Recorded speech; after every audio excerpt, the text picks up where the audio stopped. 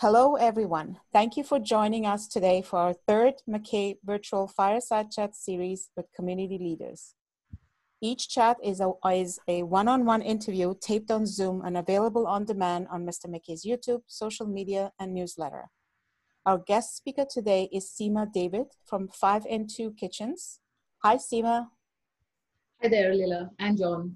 Thank you for joining us. So let's begin. Over to you, Mr. McKay. Thank you, Leila. Good to see you, Seema. Yeah, we are doing these little fireside chats. I sometimes think they're inaptly named fireside. Who needs a fire in the middle of June? So, anyways, we are having chats with interesting community leaders. Because in my position as a member of Parliament for this area for years, I get to meet and interact with a lot of really interesting people, but I really don't know them. And the problem is that neither does the community. So so we've been reaching out and talking to various people. And so we thought, you're doing some interesting stuff. So we thought we'd reach out and talk to you. So Seema, tell us a bit about yourself. Where were you born? So I was born in a small town, not so small town anymore, called Pune in India. India? What part of India?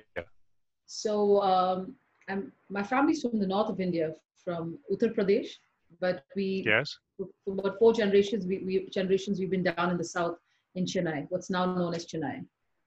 Chennai, okay, yeah, that's close to Tamil Nadu, isn't it?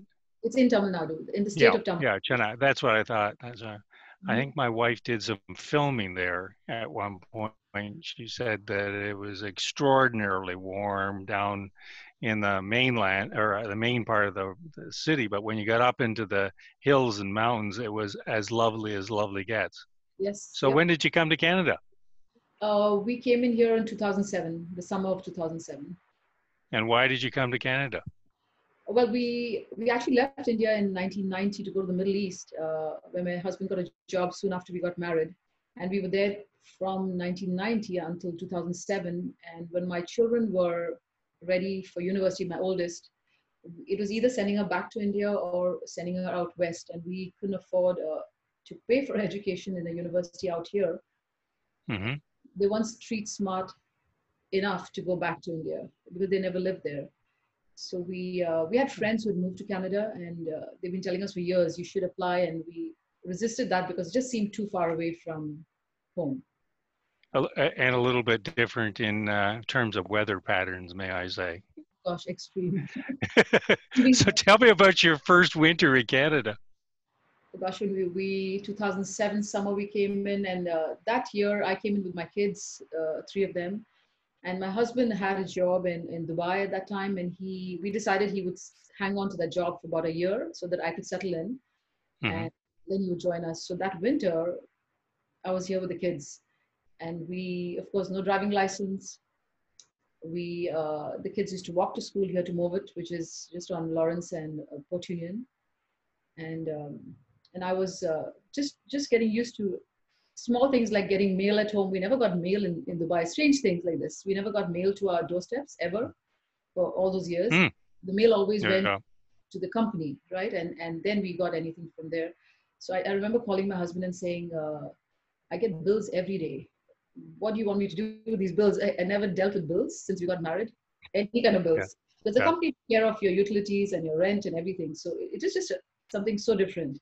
So I had to learn everything. I mean, just everything. Online banking was something really I never even thought I'd learn, but I had to learn everything from scratch. Just paying bills. What's all these 3 or 4 utility bills? What is this? Not to mention mortgage. I've got some. If you're short of bills, I've got a few. I'm happy to share them with you. Why not? Yeah, and so that first winter was a shock, though we did. We talked to people about it so much, but it still wasn't as bad as we thought it would be. Mm-hmm.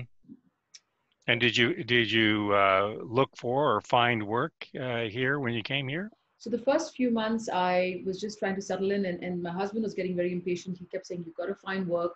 and I just didn't know where to even begin, because we had a Mm-hmm. couple of friends and not many other people we knew. And we got joined a church. When we had visited earlier, we'd gone to a church with some friends. So that was Global Kingdom at 12:15. Mm-hmm. And so the only people we knew was some people from church and one friend down our street here. And so when he kept saying look for work, I just didn't know where to even begin. And I met someone at a Bible study I used to go to, and they put me in touch with a recruitment agency downtown. And Mm-hmm. so send my resume in, and somebody said you got to keep at them, keep calling them every day. That's when they're going to be looking at your resume. So they actually got me a job at UFT at the Faculty of Medicine. It's about 10 months after we came here. So I That got sounds like landing on your feet. yep, I could say a little bit of a roll, a little bit of a crawl, and then I got in there Yeah. and worked there for about 10 months at the Faculty of Medicine. Front desk job, never done something like that before. But I was teaching for 6 years in Dubai. I taught art and design for 6 years. And actually, What were you doing at U of T Medicine? What were you teaching there? not by a long shot. I Oh. was it was, I think it was the student affairs front desk position, just where all these bright students came in, and they it was for their I don't know, I don't remember exactly. I think it was just student affairs, something to do with Mm-hmm. student affairs. But it was a front desk position. I remember when I came to know that the agency was getting paid $26 and they gave me 15. I felt really, gosh, they get $26 for every hour and I get 15. And Rupin said to me, just think you're getting paid to get experience. So don't even think about it. Don't bother about it. Think someone's paying you money to get experience. So it's okay. But Yeah, $11 is $11. Yeah. Yeah. Gee. that's how I started over there. But that Yeah. experience brought me into George Brown 10 months down the line. Yeah. And what did you do at George Brown? So George Brown, I was an assistant to a dean, and she had two schools under her. It was called the Center for Preparatory Studies and Preparatory and Liberal Studies. And this American, Oh, we like liberal studies. That's one of our favorite things. I'm sure. So, again, I don't know what it is they missed. I had 2 or 3 interviews with her team of 5, because she had 2 chairs under her, and somewhere down the line, in the interview, she missed the fact that my background was in fine arts and not finance, because she very quickly after I got the job, she realized I couldn't even type. I mean, I couldn't really even, just wasn't trained. Yeah. But she took me on, and I stayed for about 2.5 years, learned everything on the go, on the job. But I loved being there. It was really nice. Oh, yeah. And all that time you maintained connection with the church, I'm assuming. Yes. Yeah. Definitely. Yeah. Mm-hmm. And when did you and how did you start the 5 and 2? You better first of all tell us what 5 and 2 means. I better. Sure. So let me tell you. Okay, just want to step back a bit. So when I used to take the train down to Union and walk that kilometer plus to George Brown at 200 King Street, because I could take the train down, but I didn't want to pay another fare to get to George Brown, just to walk that distance. And that's when I used to see the homelessness on the streets right from Union Station. And I thought I came to North America, right? A very first world country. It just shocked me to see people sitting by the vents, soliciting. And it just shocked me at that point. And I said, where have I come? It just seemed not something I think I was expecting. I mean, who am I to expect anything? But still, it just shocked me that there's that much on the streets right there. And I think a year or so into my job there, I had this in my heart that I need to do something for my community, only because at George Brown, we did a lot of fundraising for United Way. So under Georgia, my dean, since I was her assistant, I took upon myself to do this, to just take the lead on the fundraising for our division.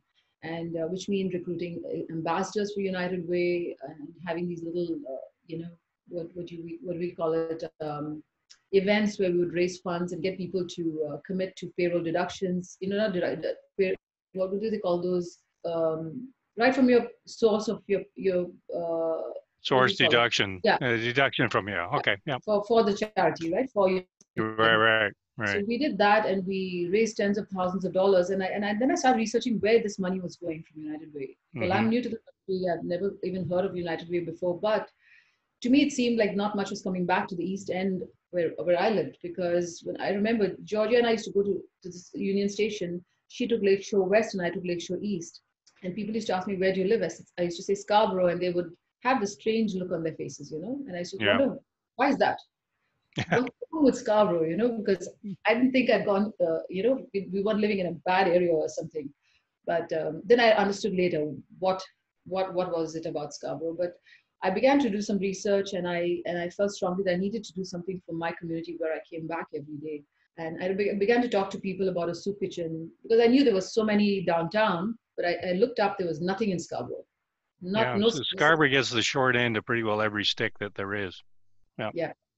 And I found that a lot of people that were offering organizations offering services would probably be once a month a dinner, or once in season, maybe during Christmas they would have a dinner for the people from the community, but no consistent services. So I began to talk to a lot of people in the college, beautiful, smart people, professors and other staff, and saying, I want to start a soup kitchen. And they would think I was a little crazy. I just come to the country, and why are you talking about a soup kitchen? But it is like a seed. It is something in my heart, and I just couldn't let go of it.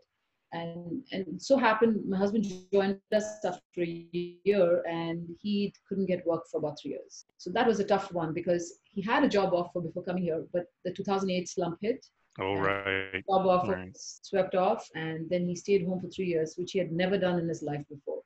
So the tables turned. He would drop me down to Rouge Go Station. He would be making breakfast. He would be taking out the garbage. I mean, everything the roles changed. And Sort of like now, everything's changed. again, to another Yeah. way, Yeah. now. Yeah. Exactly. Yeah.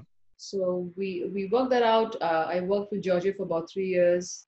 And about the time, again, in a unionized environment, when the job comes up, this job came up, my job, and somebody internal got it. Hmm. I was on contract and they were full time. I don't understand that. You're Yeah. already full time, but you still get the first shot at every job. So that's another something I still can't figure out. But so I Yeah. lost my job at that point, and the same week, after 3 years, my husband got a job with Mark's Work Warehouse, which is a miracle after 9 interviews. Uh, Hmm. so he started, and I put my feet up and said, I'm not even going to go back to work. Just forget it, because the stress for the 3 years was enormous. I wouldn't buy a coffee going downtown, thinking, gosh, I got to pay my bills. Yeah. So by the first week of the month, I'd pay all our bills, our mortgage, everything, and then I would probably have $7, $8 in the bank. And when I would mention that to a friend at the college, she'd say, impossible, cannot be. I said, well, that's the truth. But we didn't have to Hmm. borrow money. We weren't borrowing money from anyone. We weren't in debt to anyone. So it was fine. We lived off our credit cards and paid everything off at the beginning of the month, and we were good. And kids were still going to school, which is fine. It was all good. Were the kids in university at this point? Are the Uh, kids in university at this point?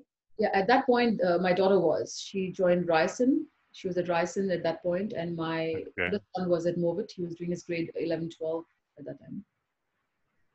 And the younger one Yeah. was grade 9. So you didn't leave your feet stuck up on top of the table for very long, apparently. So how did you get the soup kitchen started?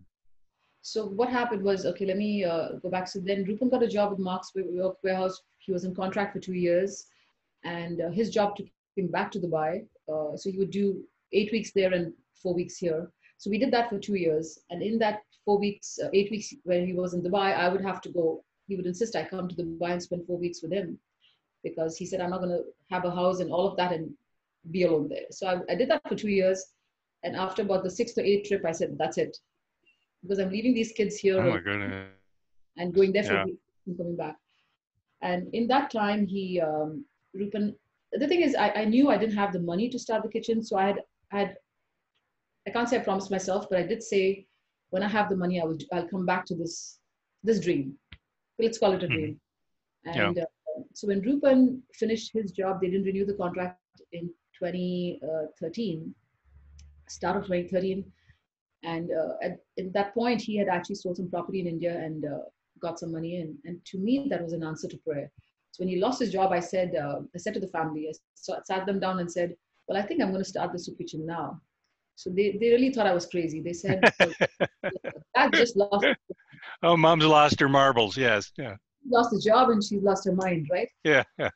They said, you can't be serious about this. So, Yeah. well, and because he had lost his job in 2013 in the start, I went back to George Brown and looked for another job because I knew, at least I knew people there. So I got back into a part-time 20-hour, what they call a 20-hour job, right? And I went back into hospitality, into that division this time. Not something I like doing. It was just a desk job. But a lot of time, if anyone's watching me from there, I spent researching on the kitchen again, on what I'd have to do to start the kitchen. Because I knew now we had a little bit of money set aside, right? So then I Well, registered. your secret is safe with us. We're not going to say anything to anybody. So at this time, I was looking for a name. Now I'm coming back to your question, which was 5 minutes ago, so about the name. So at this point, I was looking for a name for the kitchen, and for many weeks. And one particular weekend, I was reading the Bible from the book of Matthew, and there was this story there where Jesus goes outside the city and he's speaking to the crowds, and they're hungry. The crowds are hungry, and the disciples say, "Where can we send them to get food?" But this little kid had 5 pieces of bread and 2 little pieces of fish. And to me, I felt God was telling me in my heart, you put in your bits, whatever it is, 5 bits of whatever you have, but I will bless that and multiply it. That is why 5 and 2, to answer your question. Isn't that a great story? That's a great story. So, so 5 and 2 means 5 loaves and 2 fishes. Mm-hmm. Well, and clearly your work has been multiplied. So there has been a answer to prayer. So tell us about the soup kitchen as it started and how and what it is now. So when we started, if you go back a bit in 20, I'm not sure which year, Global Kingdom went into their new property. Yeah. And we were fairly new to the country at that point. And I remember speaking to Pastor Bob Johnston. I spoke to him and I said, Pastor, this is what I have in my heart. I want to start a soup kitchen. And you have this beautiful new kitchen behind the gym. So what do you think? Do you think I could use the kitchen? He right from the word go, he was very keen. He supported me a lot with this. But then he passed me on to the pastor who was in charge of missions, local missions, right? Mm-hmm. And, well, that went on for quite a few months, about 6 months. And I remember I had meetings with them, and they said, "Why don't you go to Salvation Army and work out something with them, because they do have a soup program there or somewhere else." I think it was just hard for them to figure out how they're going to allow the public to come into GKM. It's not designed for that, right? You need to have an entry and a proper exit and place for the public to come in. Right, right. They just couldn't get their minds around how that could be worked out. So for about 6 months, I think there was a stall in this whole thing. So I remember one of the younger pastors one day, he saw me and he said, "What happened about the soup kitchen after many months?" And I said, this was still in 2013. And I said, "Well, this is what I was told." He said, "Why don't you do your own homework?" So I said, "Gosh, what does he mean by that? Do your own homework?" So the pastor also said to me earlier, the other pastor, he said, "Well, public health has not approved our kitchen. You cannot get this kitchen approved for what you do." So when this other gentleman said, "Do your own homework," I called Toronto Public Health, and I said, "Well, this is what I want to do. This is the church here. There's a kitchen, and I want to start a soup kitchen." So she said, "Don't worry, I'll come out." So this public health officer comes out within a few days to see me, and I didn't tell the church about it, but I took her to the kitchen, and I showed her the space, and I said, so she said, "Tell me again, what do you want to do here?" And I said, "I want to make soups and give it out for free to the community." I was very naive, I must say, 7 years back, right? So really, I thought I could cook a pot of soup and go give it somewhere, where you can do that in India, you can't do that here. And so she said, "I have no problem with you using this kitchen. I approve it." So I said, "Are you sure? Because this is what the church office said to me." She said, "Here's my card." She gave me 2-3 cards. She said, "Go give it to them and have them call me." Right? Yeah. So I took the cards, I go give it to the pastors in charge, and I said, "I met this lady from public health, and she said she has no issue with me using your kitchen." So I think this kind of caught them on one foot, I guess, so you can say, because in this time I had already been looking at other spaces. And Hmm. while at George Brown, I met Ravi Kumar, another gentleman who was working with Deep Habib at Storefront. Yeah.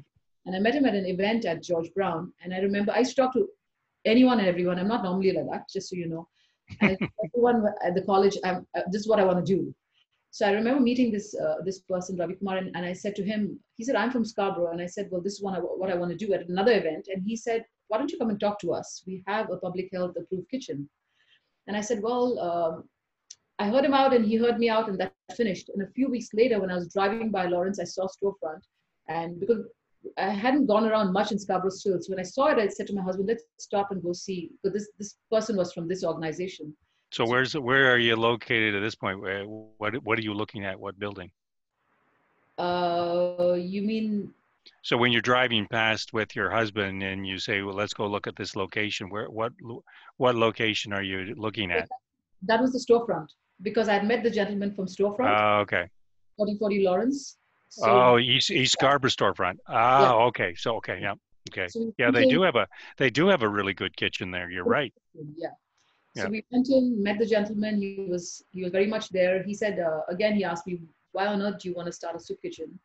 Explained to him again, and then he said, let me take it to our management. So he took it to the management, came back and said, yes, you could serve our community members on Mondays. And they introduced me to St. Stephen's Church, the pastor Wilson, Alex Wilson, just down the same road. And they said, he runs a food bank. Why don't you talk to him? Met with him. Right from the word go, he said, come and serve soup to my food bank clients. So I took these two and I went back to GKM and I said, well, I already have 2 other spaces. So okay. Don't worry about me. I'm going to use the storefront kitchen and I'm going to start my soup kitchen from there. Yeah. That kind of, I think maybe that woke them up, and then they said, well, okay, why don't you use our kitchen 1 day a week and serve the seniors? We have a seniors program over here. So that's how we started. And the first day we served was at Storefront. We made a soup and we served it out from there. Yeah. And then Well, for people who are not necessarily from this part of East Scarborough, the East Scarborough Storefront is kind of the hub of social services in the east part of Scarborough, and a tremendous amount of work, good work gets done out of there. So that's an interesting connection. In fact, one of our podcasts we had Deep Habib on, and you might know Deep. He works there, has been there for 18 years. I can't imagine you had ever gone into East Scarborough Storefront without at one point or another running into Deep. Oh, no, absolutely. Deep and I are in touch, especially during COVID and even before, because we've continued to serve at Storefront since 2013. We're still actively partnering with them. Mm-hmm.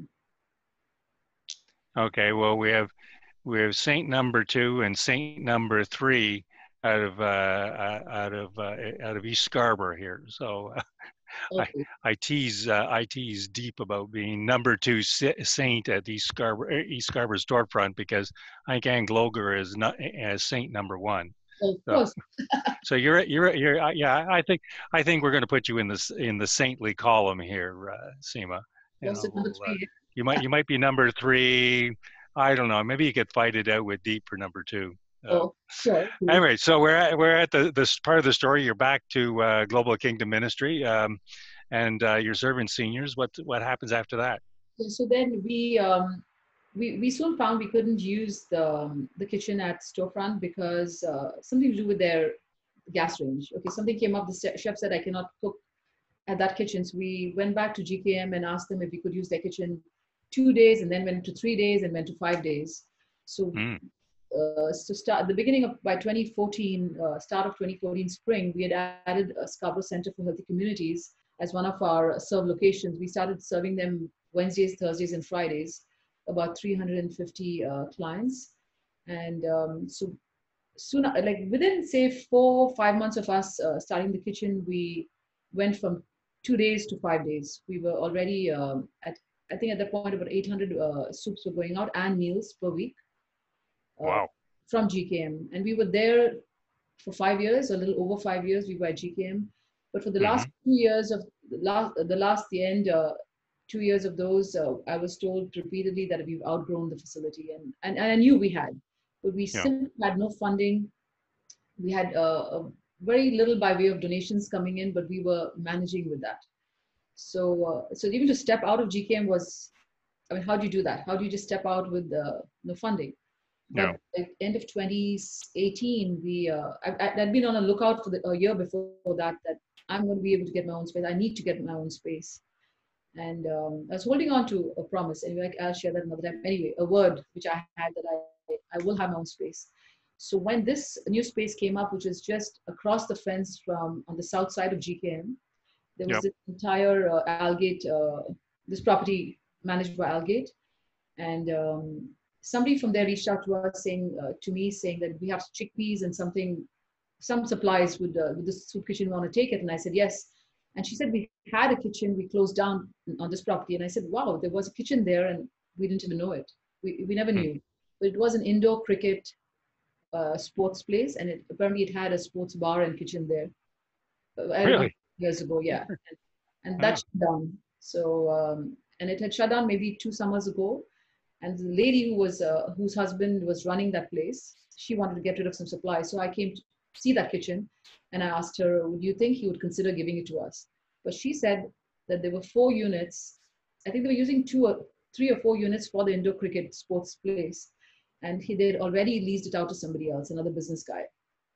Mm-hmm. I said, would you just consider asking him once if he would let me meet that guy, at least ask him for that kitchen, because either they're going to demolish it or I don't know what he was going to plan to do with it. So she asked her husband, she said he refuses to give it, he will not give it to you, but he's going to get you to introduce you to the other guy.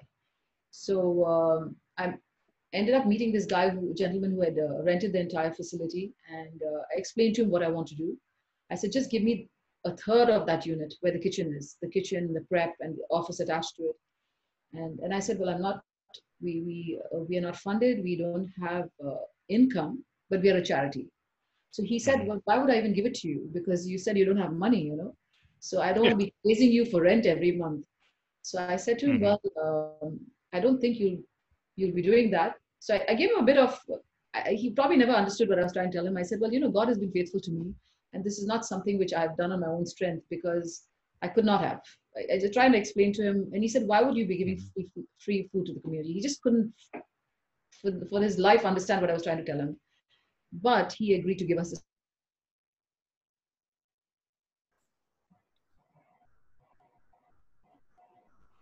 So by miracles, I guess, both great and small, you end up with a space right beside the church. You hardly even have, I guess you pretty well walk to it. And it's ideal space for what you want to do.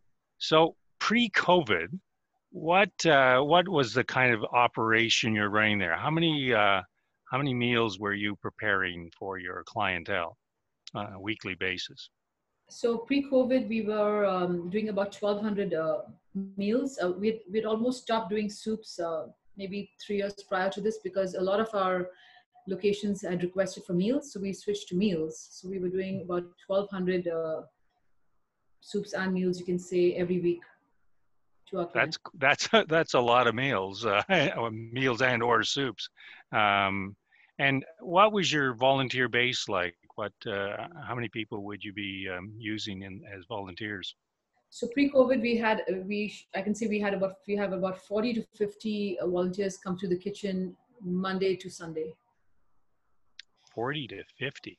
Yeah. That's a lot of people. Yeah. And are the people from the church or the people outside of the church? Actually, I think more than 80% are from the community outside the church. From the community, really? Isn't that interesting? Mm-hmm. So COVID changes everything. Yep. And so you have to, if you will, change your business model to COVID. So how has COVID affected your charitable enterprise?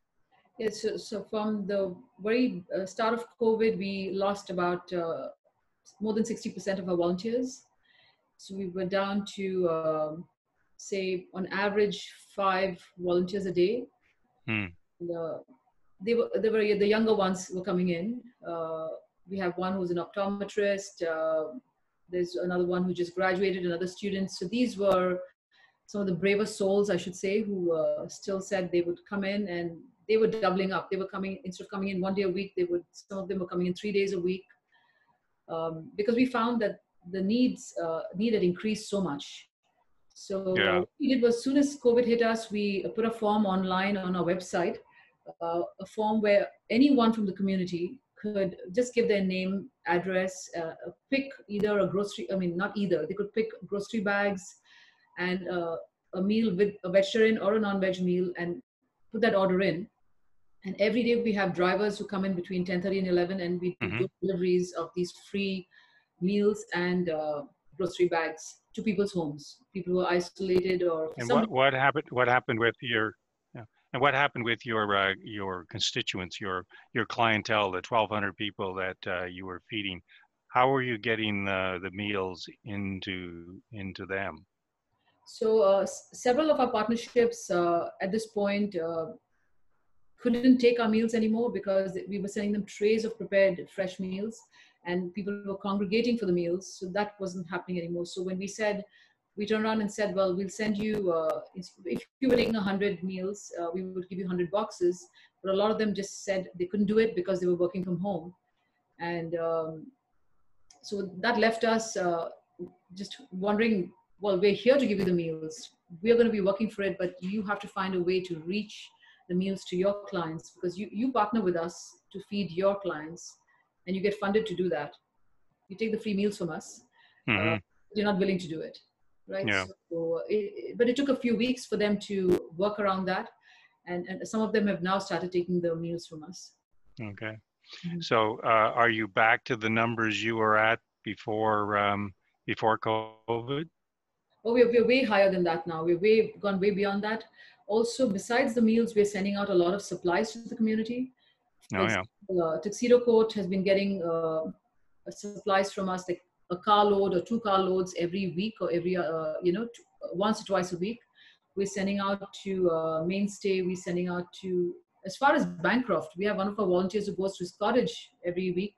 So he takes supplies out to the food bank at Bancroft, only because the smaller communities don't get what we get in Toronto. Bancroft, all the way to Bancroft? Because his cottage is there, you see.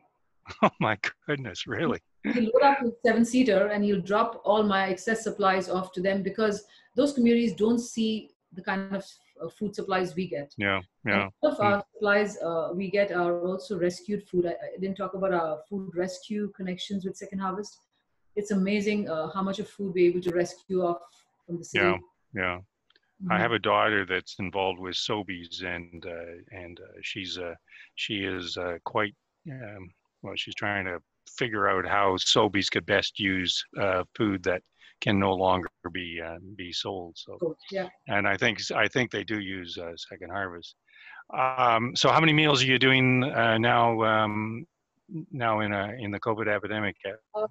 I think when we did our account last, a couple of weeks ago, we were at 2,000 only because per week, only because we are Yeah. also sending out groceries. So when we send out a bag of groceries, it should at least support a family of 4 days or 3 days, because Right. we're sending out bags of groceries every day. Annually. Yeah. Mm-hmm. So your meals are up by 800 post or current COVID, and I expect that the demand or the need will just continue to grow. I really appreciate you talking to me. This is important stuff for the community to hear. It's important to hear that there are people that step up like yourself. Now I don't know whether you're number 2 or number 3 saint in Scarborough. I mean, you're certainly on the saint spectrum, shall we say. And you really do run a miraculous operation. Turning 5 loaves and 2 fishes into 2,000 meals a week is a miracle by anybody's standards. So I want to thank you on behalf of the community for what you've done. We are going to post your particulars afterwards so that people know how to reach out. I'm sure there are people that are looking for volunteer opportunities, and indeed maybe even supply opportunities, so that the work that you do can continue. And I dare say in the short term, at least, regrettably expand, because I think people are kind of coming to the edges of the government support, and